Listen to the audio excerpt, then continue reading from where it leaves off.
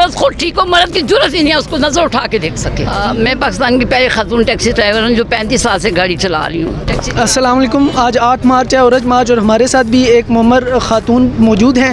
ان سے پوچھتے ہیں کہ یہ عورت مارچ کے حوالے سے کیا کہتی ہیں، اور خاص طور پر عورت مارچ ایک اور چیز سے مشہور ہے، یہ جو فیمنزم اور فیمنسٹ کی جو تحریکیں چل رہی ہیں پچھلے کچھ سالوں سے، تو یہ ان کے حوالے سے بھی کیا کہتی ہیں، ان کی رائے لیتے ہیں.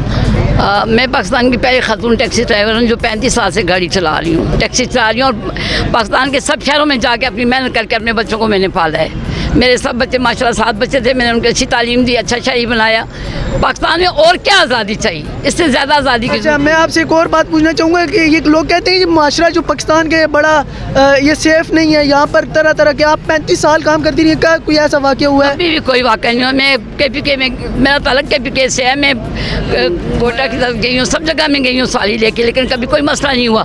بندہ خود، عورت خود ٹھیک ہو، مرد کی ضرورت ہی نہیں ہے اس کو نظر اٹھا کے دیکھ سکے. جی بالکل، یہ کہہ رہی ہیں جی کہ اگر عورت خود ٹھیک ہو تو مرد کی جو بالکل ضرورت نہیں ہے. عورت ہی غلط راستہ اپنائے، مردوں کو خود ہی وہ کریں تو ظاہر ہے پھر تو ہونا ہی ہے سب کچھ نا.